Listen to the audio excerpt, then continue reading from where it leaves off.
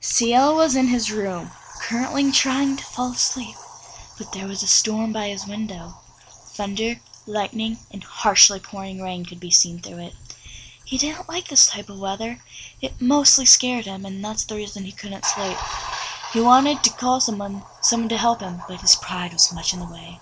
With the sound of the thunder, the boy jumped and cried a bit, when a slightly opening door opened. Ciel tried to calm down his breathing and act like if he were sleeping, thinking that it was probably Tanako or Mayrin, who mostly check up on him when it's this type of weather. The floor started being tapped. Someone was walking towards him. Bochan? It was Mayrin. Probably she heard the cry. The boy turned to her, giving that she already knew that he was awake. Yes, Mayrin? He asked this as if nothing had happened until he heard a few other steps come from behind the maid. She turned and told the person behind her. He's awake. With that, she walked around the person, and it was now easy to notice that it was Sebastian. Thank you. Now go rest. Sebastian ordered the maid, that was currently closing the door, to leave. What the hell are you doing here? Ciel asked in a tone that was pure poison. Well, young master, I am your butler after all. I thought that you... I what? Another harshly asked question venomed Sebastian's ears. My lord, you seem to have a bad tone tonight.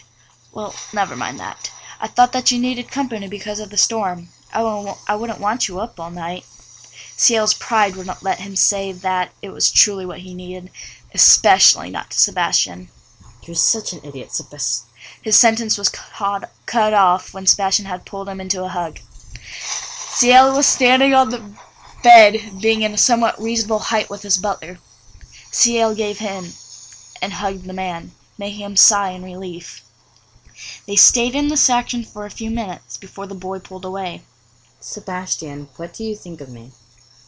And don't go on about you're a strong man or anything, because that's just bullshit. I want to know what you truly think of me. No lies whatsoever. A chuckle escaped the demon's lips, and a relaxed face turned into a sinful smirk of his. Bochan, haven't I made this clear? I will never lie to you. I'll never leave your side. There's a reason behind all that, and it's because I believe that my master is powerful. Maybe not strong physically, but emotionally. Of course, there are times that his pride gets in the way with things, but he still remains high and tall. You order me around with such strength and power that sometimes I feel as if I were to do the deed wrong. You could hurt me somehow. The boy interrupted once more with a laugh. I make you feel insecure. Ha! That's very funny, Sebastian. Very, very funny. Now please continue to amuse me with your not well thought out words. Ciel, I love you. There was no words after that. Thunder cracking, but Ciel was too stunned that his butler, no, his demon, said his name. Not only that, but he loved him. It couldn't be a lie. Sebastian would have been breaking orders. His smile became genuine, as genuine as the feeling he had just confessed. Ciel wrapped his arms around the other's neck and hesitantly kissed him. It was a surprise to Sebastian that he'd have enough confidence to waste his first kiss to him, a demon. The kiss was slow and gentle, and they leaned to each other more and more, the butler wrapping his arms around the boy's waist. Sebastian, I love you too. The action continued, and it slowly got deeper and deeper. Ciel's tongue made its way to Sebastian's lips, which spread apart once the soft muscle had touched it. The demons wrapped his hands, decided to take another row, and cupped both sides of Ciel's cheeks. A few seconds later, after tongue met with tongue, they both pulled away simultaneously. The boy was panting, and the man was smiling. Sebastian, I know, Ciel. You don't have to repeat it again.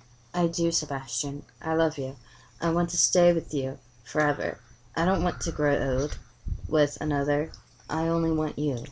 But, Ciel, think of it. With Lady Elizabeth, you could grow old. You can have a family and raise them. She can give you everything I can't.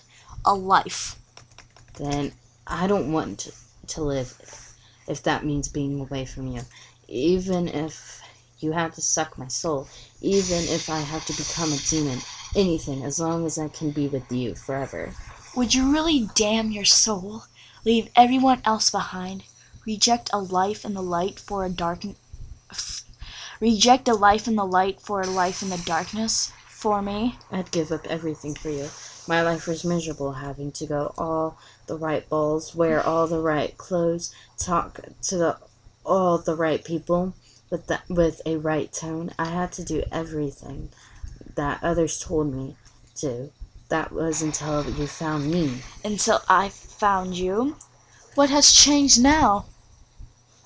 The boy's smile returned, and his crimson eyes started to water. You are the reason that I smile. You helped me find happiness. You saved me from a life in hell. A demon laughed. Demon laughed. Saved you from a life in hell? That's where you're heading if you choose to stay with me. No. The boy shook his head to prove his point. No. With you, there's no hell. No heaven. Just happiness. I love you, Bochan. I love you, Sebastian.